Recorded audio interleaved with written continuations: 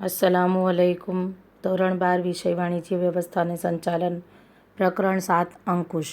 વિદ્યાર્થીની મિત્રો, હમણાં સુધી આપણે સંચાલનના વિવિધ કાર્યો જેવા કે આયોજન, વ્યવસ્થાતંત્ર, કર્મચારી વ્યવસ્થા અને દોરવણી વિશે અભ્યાસ કર્યો. આ પ્રકરણમાં આપણે સંચાલનનું આખરી કાર્ય, છેવટનું કાર્ય અંકુશ વિશે અભ્યાસ કરીશું. તમે જાણો છો કે કોઈપણ ધંધાકીય એકમની શરૂઆત ક્યારે કરવામાં આવે તો નિશ્ચિત ધ્યેયો સિદ્ધ કરવા માટે ધંધાકીય એકમની સ્થાપના કરવામાં આવે છે. આ ધ્યેયો લાંબા ગાળાના પણ હોઈ શકે છે અને ટૂંકા ગાળાના પણ હોઈ શકે છે. આ ધ્યેયોને સિદ્ધ કરવા માટે જ આયોજનની રચના કરવામાં આવે છે, એટલે કે વિવિધ યોજનાઓ તૈયાર કરવામાં આવે છે અને એ આયોજનને અમલમાં મૂકવા માટે વ્યવસ્થાતંત્રની રચના કરવામાં આવે છે. વ્યવસ્થાતંત્રની રચના થયા બાદ તે મુજબ વિવિધ વિભાગોમાં કર્મચારીઓની વ્યવસ્થા કરવામાં આવે છે. તો એકમની યોજનાઓ ગમે તેટલી ચોકસાઈપૂર્વક ઘડવામાં આવી હોય તે માટે એકમે આદર્શ વ્યવસ્થાતંત્રની તથા કર્મચારી વ્યવસ્થાની રચના કરવી પડે છે. આદર્શ વ્યવસ્થાની રચના કરી હોવા છતાં પણ વિવિધ યોજનાઓ જ્યારે અમલમાં મૂકવામાં આવે છે ત્યારે તે દરમિયાન ઘણા બધા અવરોધો અને મુશ્કેલીઓ ઊભી થાય છે. આ અવરોધો અને મુશ્કેલીઓને દૂર કરીને આયોજન અનુસાર કાર્ય થાય છે કે નહીં તે જોવાની કામગીરી એટલે અંકુશ. અંકુશ એ યોજનાને પાર પાડવા માટે કર્મચારીઓની પ્રવૃત્તિઓની ચકાસણી કરવાની અને તેમાં જો ભૂલો જણાય તો તે ભૂલો સુધારવાની પ્રક્રિયા છે. અંકુશ શું છે? તો સંચાલનની પ્રક્રિયામાં ક્રમની દૃષ્ટિએ જોઈએ તો આયોજન એ પ્રથમ કાર્ય છે અને અંકુશ એ છેવટનું કાર્ય છે. આયોજન એ સંચાલન પ્રક્રિયાનું પ્રથમ સોપાન કહેવાય છે અને અંકુશ છેલ્લું સોપાન કહેવાય છે. અંકુશ અને આયોજન એકબીજા સાથે સંબંધ ધરાવે છે. કેમ? કારણ કે આયોજન મુજબ કાર્ય નક્કી થાય, વ્યવસ્થાતંત્રમાં તે મુજબ સત્તાને જવાબદારીની સોંપણી થાય અને તે મુજબ કર્મચારીઓને કામગીરી સોંપવામાં આવે. આમ જ્યારે કામગીરીની શરૂઆત થાય ત્યારથી જ અંકુશનું કાર્ય પણ શરૂ થાય છે.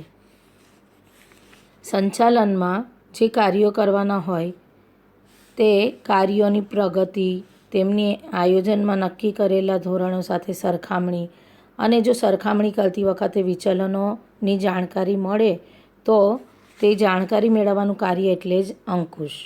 એટલે આયોજનમાં જે ધ્યેય નક્કી કરવામાં આવે છે તે મુજબ કાર્ય થાય છે કે નહીં. જો નહીં થતું હોય તો તે વિચલનોની જાણકારી મેળવવી અને તેને દૂર કરવું એટલે અંકુશ. આવા વિચલનોની માહિતી મેળવીને તેમને દૂર કરવા અને સુધારાલક્ષી પગલાં લેવાનું કાર્ય ખૂબ જ અગત્યનું છે, જે કાર્ય અંકુશનું કાર્ય કહેવાય છે. જોઈશું અંકુશનો અર્થ અને વ્યાખ્યા. સામાન્ય રીતે અંકુશ એટલે એકમમાં કયા કાર્યો થઈ રહ્યા છે તે નક્કી કરવું, થઈ રહેલા કાર્યોનું મૂલ્યાંકન કરવું અને જો જરૂર લાગે તો સુધારાલક્ષી પગલાં લેવા કે જેથી યોજના મુજબ કાર્ય થાય. કયા કાર્યો થઈ રહ્યા છે તો તે આયોજન મુજબ થઈ રહ્યા છે કે નહીં, એટલે તેનું મૂલ્યાંકન કરવું પડે છે અને જો એ રીતે કામ ન થતું હોય તો તેમાં સુધારાલક્ષી પગલાં લેવા પડે છે. બીજું છે આયોજન ધ્યેય નક્કી કરે છે અને અંકુશ તેને અસરકારક બનાવે છે. એનો અર્થ એ કે આયોજન વગર અંકુશ નથી અને અંકુશ વગર આયોજન થઈ શકે નહીં. ત્રીજું છે હેનરી ફેયોલના મત મુજબ ધંધાકીય એકમમાં બધું નક્કી કરેલી યોજના મુજબ, આપેલી સૂચના મુજબ અને સ્થાપિત સિદ્ધાંતો મુજબ ચાલે છે કે નહીં તેની ચકાસણી કરવાનો અંકુશમાં સમાવેશ થાય છે. તો આ સૂચનાઓ અને યોજનાઓ શું છે? યોજનાઓ આયોજનમાં નક્કી કરેલી છે, તેના ઉપરથી વ્યવસ્થાતંત્ર દ્વારા સૂચનાઓ આપવામાં આવે છે અને એકમના જે સિદ્ધાંતો છે તે મુજબ કાર્ય થાય છે કે નહીં તેની ચકાસણી કરવામાં આવે છે. તેનો હેતુ નબળાઈઓ અને ભૂલો શોધી કાઢવાનો છે, જેથી તે સુધારી શકાય અને ફરી થતી અટકાવી શકાય. તો હેનરી ફેયોલની વ્યાખ્યા ધ્યાનમાં લેવી. ધંધાકીય એકમમાં બધું નક્કી કરેલી યોજના મુજબ, આપેલી સૂચના મુજબ અને સ્થાપિત સિદ્ધાંતો મુજબ ચાલે છે કે નહીં તેની ચકાસણી કરવાનો અંકુશમાં સમાવેશ થાય છે. તેનો હેતુ નબળાઈઓ અને ભૂલો શોધી કાઢવાનો છે, જેથી તે સુધારી શકાય અને ફરી થતી અટકાવી શકાય. એ જ રીતે પીટર એફ ભાસ્કરના મતે અંકુશ એટલે પ્રયત્ન અને પરિણામ, સાધન અને ઉદ્દેશ વચ્ચે સમતુલા સાધવાનું કાર્ય. પ્રયત્ન શું કરીએ છીએ? એકમના ધ્યેયને સિદ્ધ કરવાનું, તો તેના દ્વારા તે પરિણામ આવે છે કે નહીં. બીજું કે આ પરિણામ લાવવા માટે જે સાધનોનો ઉપયોગ કરીએ છીએ તે ઉદ્દેશ આધારિત હોવો જોઈએ. તો અંકુશ એટલે પ્રયત્ન અને પરિણામ, સાધન અને ઉદ્દેશ વચ્ચે સમતુલા સાધવાનું કાર્ય. ટૂંકમાં જોઈએ તો પૂર્વનિર્ધારિત ધોરણો પ્રમાણે કાર્યો થતા રહે તે રીતે પ્રવૃત્તિઓનું નિયમન કરવું એ અંકુશનું હાર્દ છે, એટલે કે મુખ્ય કાર્ય છે. પૂર્વનિર્ધારિત ધોરણો આયોજનમાં નક્કી કરેલા છે તે મુજબ કાર્ય થતું હોવું જોઈએ. તેની માટે નિયમન એટલે કે નિયમોનું પાલન થવું ખૂબ જરૂરી છે. આ નિયમોનું પાલન અંકુશના કાર્ય દ્વારા કરાવી શકાય છે. તો આ થઈ અંકુશના અર્થ અને વ્યાખ્યા. આગળ જોઈશું અંકુશની લાક્ષણિકતાઓ. પ્રથમ છે આયોજન સાથે સંબંધ. આપણે હાલ વ્યાખ્યામાં જોઈ ગયા તે મુજબ આયોજન અને અંકુશ બંને એક સિક્કાની બે બાજુ સમાન છે, કારણ કે આયોજનમાં જે યોજના ઘડવાનું કાર્ય થાય છે તે યોજના અમલમાં મૂકવા માટે અંકુશ ખૂબ જ જરૂરી છે. અંકુશ યોજના મુજબ જ કાર્ય થાય છે કે નહીં તે જોવાનું કાર્ય કરે છે. જેથી આયોજન અને અંકુશને જોડિયા બાળકો સમાન પણ કહેવામાં આવે છે. જો આયોજન થયું હોય તો અંકુશનું કાર્ય કરી શકાય છે, પરંતુ જો આયોજન ન કર્યું હોય તો આયોજન વિના અંકુશ અશક્ય બને છે. બીજું છે દરેક સપાટીએ થતું કાર્ય. એવું નથી કે અંકુશનું કાર્ય તળ સપાટીમાં જ થાય છે, પરંતુ ઉચ્ચ સપાટી હોય, મધ્ય સપાટી હોય કે તળ સપાટી હોય, દરેક સપાટીએ અંકુશનું કાર્ય કરવું પડે છે, પરંતુ તેની માત્રા અલગ અલગ હોઈ શકે. તે કોઈ એક વિભાગમાં કે ખાતા પૂરતું મર્યાદિત નથી. તે દરેક સપાટીએ અને દરેક વિભાગોમાં થતું કાર્ય છે. અંકુશનું કાર્ય સંચાલનની દરેક સપાટીએ અધિકારીઓ કે હોદ્દે દ્વારા તેમના તાબેદારો કે કર્મચારીઓ પર થતું હોય છે. અંકુશના પ્રમાણમાં વધારો કે ઘટાડો હોઈ શકે. ઉચ્ચ સપાટી અંકુશનું કાર્ય થોડું ઓછું હોય છે અને તળ સપાટીમાં અંકુશનું કાર્ય થોડું વધારે પ્રમાણમાં થતું જોવા મળે છે. ત્રીજું છે સતત પ્રક્રિયા. એવું નથી કે એકવાર અંકુશ રાખ્યા પછી કાયમ માટે બધું આયોજન મુજબ જ ચાલશે. એવું જો માનીએ તો તે ભૂલ ભરેલું કહેવાય. એટલે એકમની પ્રવૃત્તિઓ પર સતત અંકુશ રાખવું જરૂરી છે. વાસ્તવમાં દરેક કર્મચારીઓની પ્રવૃત્તિ ઉપર સતત દેખરેખ રાખીને તેના કાર્યોમાં જો વિચલનો દેખાય એટલે કે તફાવત દેખાય તો તે તફાવતોને તે પ્રવૃત્તિઓમાંથી દૂર કરવાનું જરૂરી છે. તો આ વિચલનો દૂર કરવા પ્રયત્નશીલ રહેવું પડે. બે મુખ્ય બાબતો છે. એક છે ગુણવત્તા જાળવણી અંકુશ અને બીજું છે ખર્ચ ઉપર અંકુશ. જે વસ્તુનું ઉત્પાદન થતું હોય એકમમાં તેની ગુણવત્તા જળવાવી ખૂબ જ જરૂરી છે. તેની સાથે સાથે તેની ઉપર ખર્ચ અંકુશ રાખવો પણ ખૂબ જ જરૂરી છે. આ બંને બાબતો જો ધ્યાનમાં લેવામાં આવે તો એકમમાં ઉત્પાદનની પડતર નીચી જશે અને જેનાથી ધંધાકીય એકમને સારો એવો લાભ થશે. એટલે અંકુશ એ સતત ચાલતી પ્રક્રિયા છે. સતત પ્રવૃત્તિઓનો અંકુશ રાખવો જરૂરી છે. ચોથું છે સંચાલનનું છેવટનું કાર્ય. આપણે સંચાલનના વિવિધ કાર્યો જોયા. આયોજન, વ્યવસ્થા તંત્ર, કર્મચારી વ્યવસ્થા, દોરવણી અને છેવટે આવે છે અંકુશ. સંચાલનમાં આયોજન દ્વારા એકમના ઉદ્દેશો નક્કી થાય છે. વ્યવસ્થા તંત્ર દ્વારા તેનો અમલ થાય. કર્મચારી વ્યવસ્થા ગોઠવી તેમને દોરવણી આપવામાં આવે. ત્યાર પછી અંકુશની કાર્યવાહી શરૂ થાય છે, એટલે સંચાલન કાર્ય છે. અંકુશનું કાર્ય નિયમનનું છે, જે એકમની પ્રવૃત્તિઓ કાર્યરત થયા પછી જ શરૂ થાય છે.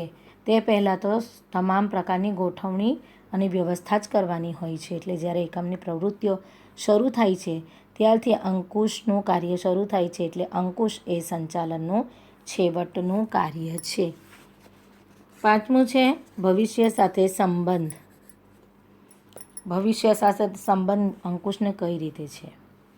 તો સંચાલક ભૂતકાળ ઉપર કાબૂ રાખી શકતો નથી અને ભૂતકાળની પ્રવૃત્તિઓને બદલી શકતો પણ નથી, પરંતુ ભૂતકાળના બનાવોનું તે અવલોકન કરી શકે છે, તેનું મૂલ્યાંકન કરી શકે છે કે જેથી કરીને તેનો લાભ ભવિષ્યમાં મળી શકે અને જે ભૂતકાળમાં ભૂલો થઈ હતી તેનો પુનરાવર્તન ભવિષ્યમાં ન થાય. અંકુશનો ઉદ્દેશ જ ભૂતકાળમાં થયેલી ભૂલો, બગાડ અને નુકસાન ભવિષ્યમાં ન થાય તેની કાળજી રાખવાનો છે. એટલે કહેવાય છે કે અંકુશ એ ભાવિ સુધારણા તરફનો ખ્યાલ છે, તેને ભવિષ્ય સાથે સંબંધ છે. છઠ્ઠી લાક્ષણિકતા છે રચનાત્મક પ્રવૃત્તિ.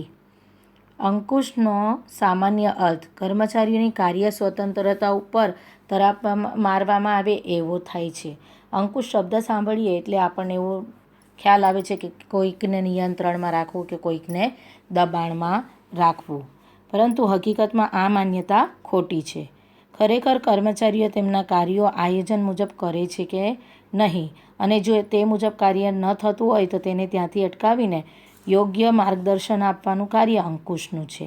એટલે ધંધાકીય એકમમાં જે પ્રવૃત્તિઓ થતી હોય, ખોટી રીતે થતી હોય, તો તેને અટકાવીને ખરા રસ્તે લઈ જવી એટલે અંકુશ. અંકુશ એ નિષેધાત્મક પ્રવૃત્તિ નથી, એટલે નેગેટિવિટી તેમાં નથી. તે એક હકારાત્મક પ્રવૃત્તિ છે, તે વિધેયાત્મક પ્રવૃત્તિ છે. અંકુશ એ થતી ભૂલોને સુધારી આપે છે અને ફરીથી ભૂલનું પુનરાવર્તન ન થાય તેવા પગલાં અંકુશ દ્વારા લેવામાં આવે છે. તેથી કહેવાય છે કે અંકુશ એ રચનાત્મક પ્રવૃત્તિ છે. સાતમી લાક્ષણિકતા છે આંતરિક પ્રક્રિયા. અંકુશ કોની ઉપર રાખી શકાય? તમે જાણો છો કે ધંધાકીય એકમોને બે પર્યાવરણ હોય છે, એક આંતરિક પર્યાવરણ અને એક બાહ્ય પર્યાવરણ. અંકુશ એ આંતરિક પ્રક્રિયા છે, કારણ કે એકમની જે વિવિધ પ્રક્રિયાઓ છે, જેવી કે ઉત્પાદન, વેચાણ, ખરીદી, નાણાકીય બાબતો, નાણાં હિસાબ તથા કર્મચારીઓની કાર્ય પદ્ધતિ, આ તમામ કાર્યો આંતરિક પ્રક્રિયામાં ગણવામાં આવે છે. તો આ સાથે અંકુશની પદ્ધતિને વીંટાળી લેવામાં આવે છે, વણી લેવામાં આવે છે, કારણ કે આંતરિક પ્રક્રિયાઓ પર જ અંકુશ રાખી શકાય છે. બહારની જે પ્રક્રિયા હોય તેની ઉપર આપણે કોઈ પણ અંકુશ રાખી શકતા નથી. બાહ્ય પ્રક્રિયાઓમાં સરકારની નીતિમાં ફેરફાર સરકાર દ્વારા કરી શકાય છે, એકમ કરી શકતું નથી. તે જ રીતે માર્કેટમાં તેજી મંદીની પરિસ્થિતિને માર્કેટ કરી શકે છે, બજાર કરી શકે છે. ધંધાકીય એકમ તેજી મંદીની પરિસ્થિતિને કાબૂમાં લઈ શકતો નથી. એ જ રીતે લોકોના મનોવલણોમાં ફેરફાર થાય તો તેની ઉપર પણ અંકુશ રાખી શકાતો નથી. એટલે અંકુશની પ્રક્રિયા ધંધાકીય એકમની અંદર આંતરિક વિભાગમાં જ રાખી શકાય છે. તેથી અંકુશ એ આંતરિક પ્રક્રિયા છે. આઠમી લાક્ષણિકતા છે ગતિશીલ પ્રક્રિયા. અંકુશનું કાર્ય આયોજન સાથે સંકળાયેલું છે. એ આપણે જોઈ ગયા. અંકુશ અને આયોજન એક સિક્કાની બે બાજુ છે, બે જોડિયા બાળકો છે, તે તમામ જોઈ ગયા. આયોજન અને અંદાજ ઉપર જ આધારિત સૂચિત બૌદ્ધિક પ્રક્રિયા કરવામાં આવે છે અને એ આયોજન મુજબ કાર્ય ધંધાકીય એકમમાં થાય છે. પરંતુ તમે જાણો છો કે બાહ્ય પ્રક્રિયાઓને, બાહ્ય પરિબળોને આપણે અંકુશમાં લઈ શકતા નથી. તો જુદા જુદા પરિબળોમાં અંદાજો બદલાય તે સ્વાભાવિક છે, અને અંદાજો બદલાય તો તે મુજબ આયોજનના લક્ષ્યાંકોમાં પણ ફેરફાર થાય જ છે. તો જે રીતે આયોજનના લક્ષ્યાંકમાં ફેરફાર થાય તે મુજબ અંકુશની પ્રક્રિયામાં પણ ઝડપી પરિવર્તન કરવામાં આવે છે. જો બાહ્ય પરિબળોના સંદર્ભમાં તમારા ધંધાકીય એકમમાં પરિવર્તન ન આવે તો ધંધાકીય એકમ ખોટમાં જશે. નવમું છે વ્યક્તિલક્ષી પ્રવૃત્તિ. આપણે જાણીએ છીએ કે અંકુશ એ વ્યક્તિઓ દ્વારા, વ્યક્તિઓ માટે અને વ્યક્તિઓની પ્રવૃત્તિની સુધારણા માટે કરવામાં આવતી પ્રવૃત્તિ છે. કારણ કે કોઈ પણ કાર્ય હોય સંચાલનનું, તે વ્યક્તિઓ દ્વારા જ કરવામાં આવે છે. એ રીતે વ્યક્તિલક્ષી પ્રવૃત્તિ અંકુશને કહી શકાય. તેના કેન્દ્રમાં વ્યક્તિ છે. અંકુશ એ અધિકારીઓ દ્વારા કર્મચારીઓ પર રાખવામાં આવે છે. તો અધિકારીઓ પણ વ્યક્તિઓ છે અને કર્મચારીઓ પણ વ્યક્તિઓ છે. દરેક પ્રવૃત્તિ અને કાર્યો કર્મચારીઓ દ્વારા જ કરવામાં આવે છે. એ કાર્ય કરતી વખતે જો ભૂલો, વિચલનો કે તફાવત મળે તો તે ભૂલો, વિચલનો કે તફાવત પણ વ્યક્તિઓ દ્વારા જ થાય છે. એટલે એને શોધવું અને એને દૂર કરવું, તો તે પ્રવૃત્તિ એટલે અંકુશની પ્રવૃત્તિ. આમ જોવા જઈએ તો અંકુશ એ વ્યક્તિલક્ષી પ્રવૃત્તિ છે. 10મી લાક્ષણિકતા છે અંકુશ વૈધિક કે અવૈધિક હોઈ શકે. એમ તો જોવા જઈએ તો એકમમાં વ્યવસ્થા તંત્ર અને ઉત્પાદન પ્રવૃત્તિના સંદર્ભમાં અંકુશની વ્યવસ્થા વૈધિક સ્વરૂપે જ જોવા મળે છે. એટલે કાયદેસર રીતે તેનું ઘડતર થયેલું હોય છે. પરંતુ સમય જતાં એકમમાં સંચાલકો અને કર્મચારીઓ વચ્ચે સંબંધો સ્થપાય છે, સંકલન ઊભું થાય છે, તો તેના કારણે એકમમાં અવૈધિક સ્વરૂપની અંકુશ વ્યવસ્થા પણ વિકાસ પામે છે. આવી અવૈધિક અંકુશ વ્યવસ્થા કેટલીક વખત વધુ અસરકારક સાબિત થાય છે, કારણ કે વૈધિક રીતે જે અંકુશ રાખવામાં આવે છે તેમાં જાણે અજાણે પણ દાબ દબાણ આવી જાય છે, પરંતુ અવૈધિક અંકુશ વ્યવસ્થા હોય તો તેમાં બધાની સંમતિથી મનમેળથી કાર્ય થતું હોય છે. તેથી અવૈધિક અંકુશ વ્યવસ્થા કેટલીક વખત વધુ અસરકારક સાબિત થાય છે. આજે આપણે અંકુશનો અર્થ અને લાક્ષણિકતાઓ જોઈ. આવતા સેશનમાં ફરીવાર મળીશું. ત્યાં સુધી ઘરે રહો, સુરક્ષિત રહો. અલ્લાહ હાફિઝ.